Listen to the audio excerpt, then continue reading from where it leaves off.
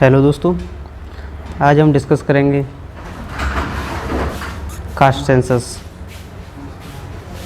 Caste census जो आपके GS1 के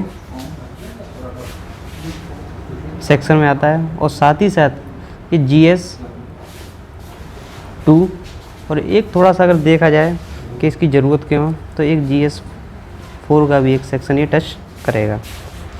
पहली बात, कास्ट सेंसस में हम पढ़ेंगे क्या, थोड़ी सी इसकी ब्रीफ हिस्ट्री। दूसरा इसकी नीड, एक इसका चैलेंज। इसको मैं थोड़ा यहाँ से मिटा देता हूँ।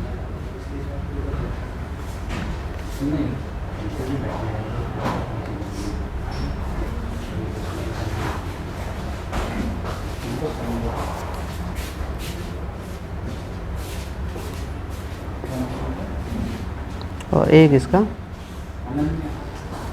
Way forward. तो आइए स्टार्ट करते हैं। सबसे पहले हम देखेंगे इसकी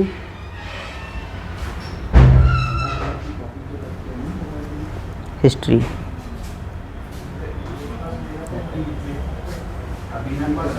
कास्ट सेंसस, सबसे पहले सेंसस शुरू हुई इंडिया में 1872, ठीक है। लेकिन यहाँ पे सेंसस की शुरुआत तो हो गई, लेकिन इसको सिस्टमेटिक वे दिया गया 1981 में। हर 10 साल बाद ये होने लगी और सबसे पहली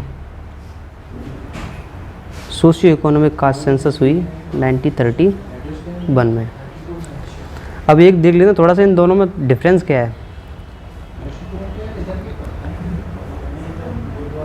एक है सेंसस, एक है सोशियो इकोनॉमिक कास्ट सेंसस, ठीक है। सेंसस को कंडक्ट किया जाता है सेंसस एक्ट 1948 के अंदर, और वहीं सोशियो इकोनॉमिक कास्ट सेंसस को किया जाता है socio economic caste census act 2011 के अंतर्गत। ये इंडिया में, आज़ाद भारत में सबसे पहली बार 2011 में ही कंडक्ट हुई। इसके बाद हम देखते हैं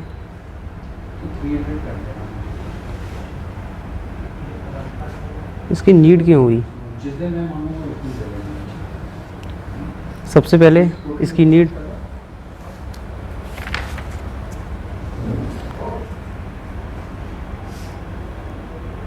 नीति निर्माण के लिए,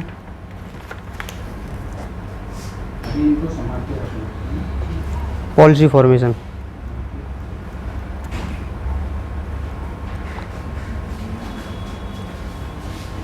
और गवर्नमेंट कोई पॉलिसी लाएगी पब्लिक वेलफेयर के लिए तो उसके पास एक स्पष्ट डाटा होना चाहिए।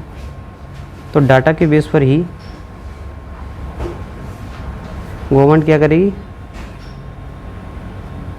पॉलिसी फॉर्म करेगी। तो इससे सबसे पहले क्या मिलेगा, हमें डेटा मिलेगा। और दूसरा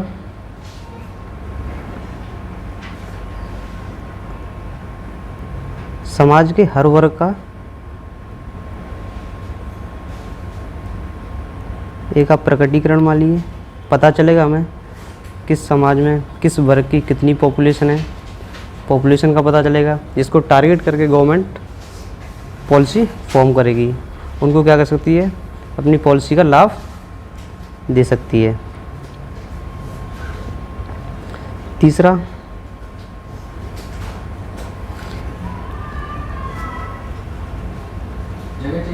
इंडियन सोसाइटी में कास्ट को एक महत्वपूर्ण स्थान है। अब ऐसा नहीं हजारों सालों से चली आ रही परंपरा को हम एकदम से हटा दें।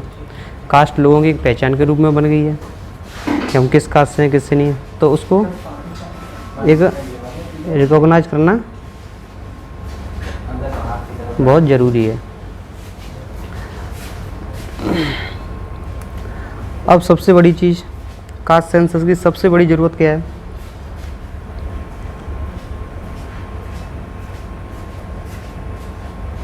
कॉन्स्टिट्यूशन ने भी आर्टिकल 340 के अंदर ये माना है कि गवर्नमेंट सोशियो इकोनॉमिक रूप से जो लोग पिछड़े हुए हैं उनके लिए गवर्नमेंट क्या करे, स्पेशल प्रोविज़न लाए। तो कहीं ना कहीं इस चीज़ को भी टैकल करने के लिए आज हमें कास्ट सेंसस की ज़रूरत है, जिससे क्या है जो वर्ग, मान लीजिए कास्ट सेंसस में भी क्या है, कई सारी, जैसे इंडिया में क्या बटा हुआ है, एक जनरल, एक ओबीसी, एससी और एसटी, ये 4 मेजर सेक्शन बने हुए हैं।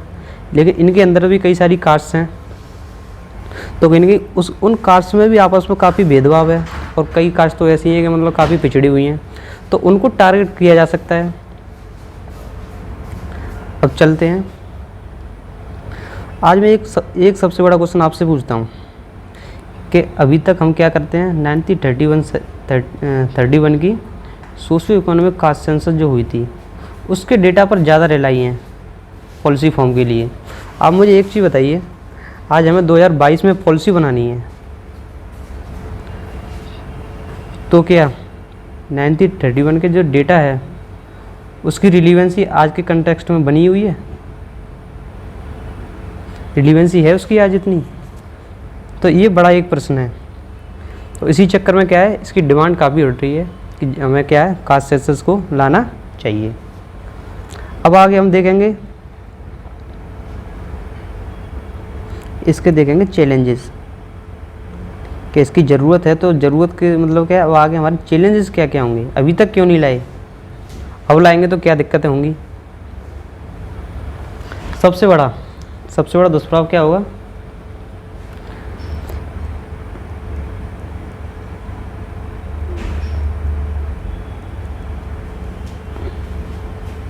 जाति व्यवस्था की जड़ों का मजबूत होना।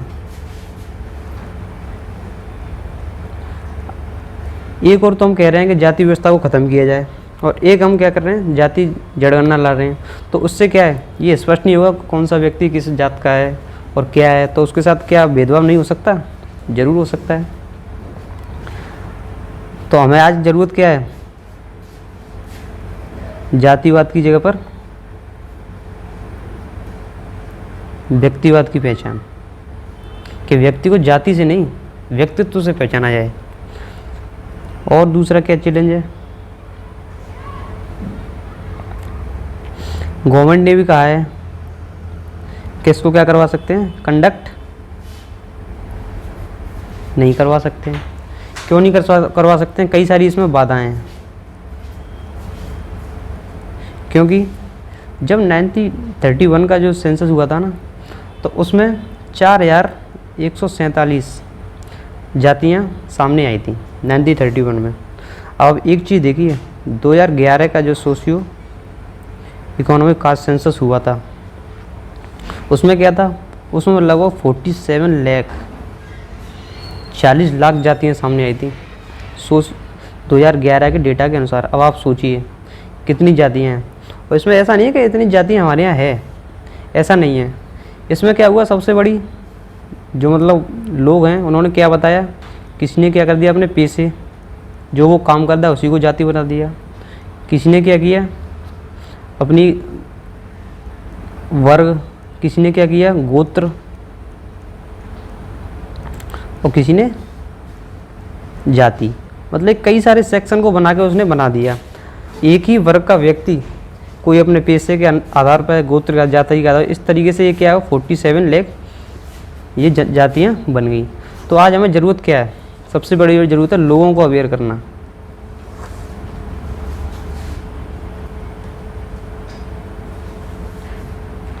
तो ये सबसे बड़ी चुनौती है, अगर हम करेंगे भी तो ये चुनौती कहीं ना कहीं उभर कर आएगी। आगे नेक्स्ट, 2011 का जो सोशियो इकोनॉमिक कास्ट सेंसस का जो डेटा है वो खुद विवादित है। विवादित कैसे है, एक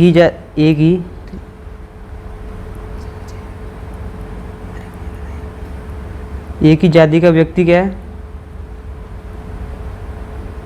सॉरी एक ही वर्ग का व्यक्ति कई जातियों में शामिल। इससे क्या है, डेटा स्पष्ट नहीं आ पाया और यही कारण है कि कई सारी पार्टियां ये मांग करती रहती हैं कि इसको दोबारा से किया जाए। अब हम ये तो सारी हमने पढ़ा क्या क्या क्यों इसकी ज़रूरत है, क्या इसके चैलेंजेस हैं। अब हम लास्ट में देखेंगे क्या ये होना चाहिए, नहीं होना चाहिए, कितनी पॉसिबिलिटी हैं, मीन्स आगे हम देखेंगे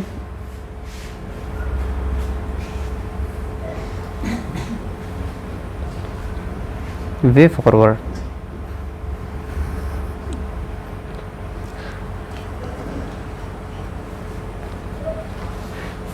अब देखो सबसे बड़ी चीज़, मैं नो डाउट हमें पॉलिसी फॉर्मेशन के लिए ऐसे socio economic cast sensor data की ज़रूरत तो है कि डेटा क्या होना चाहिए, स्पष्ट डेटा की ज़रूरत है। लेकिन सबसे पहले जो मैंने बताया आपको 40 लाख जातियाँ जो 2011 में सामने आई, इसके लिए क्या करना पड़ेगा, लोगों के बीच अवेयरनेस को बड़े स्तर पर बढ़ाना पड़ेगा आपको। दूसरा,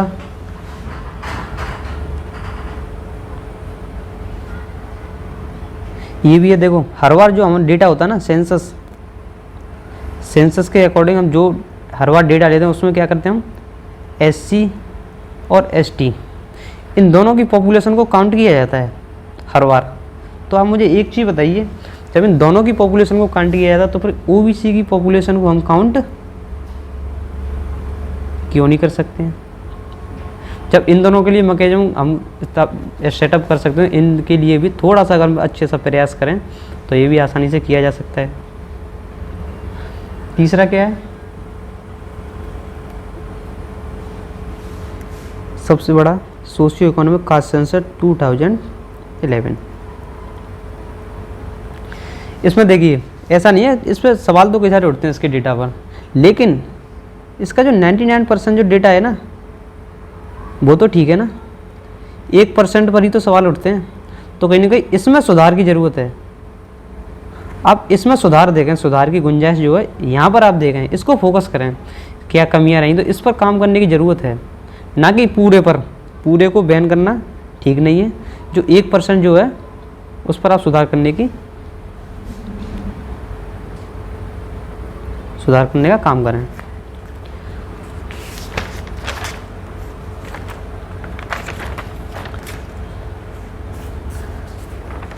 अब देखिए ये हमने पूरा कंसेप्ट पढ़ा, अब देख लेते हैं इस पर क्वेश्चन क्या बन सकता है।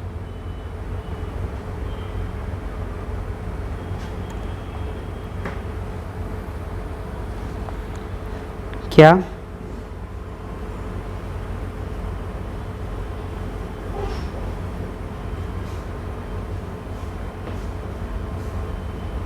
जातीय जनगणना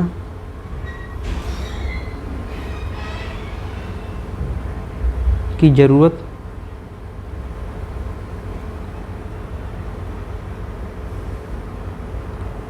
समय की मांग है?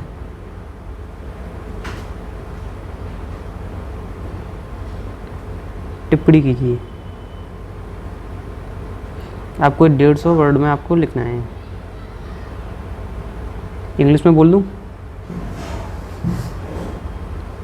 Need of caste census is demand of time,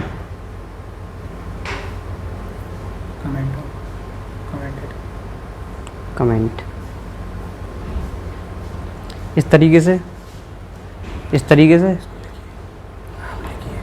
से आप इसको लिखिए, कल इसको देखेंगे। Okay, thank you.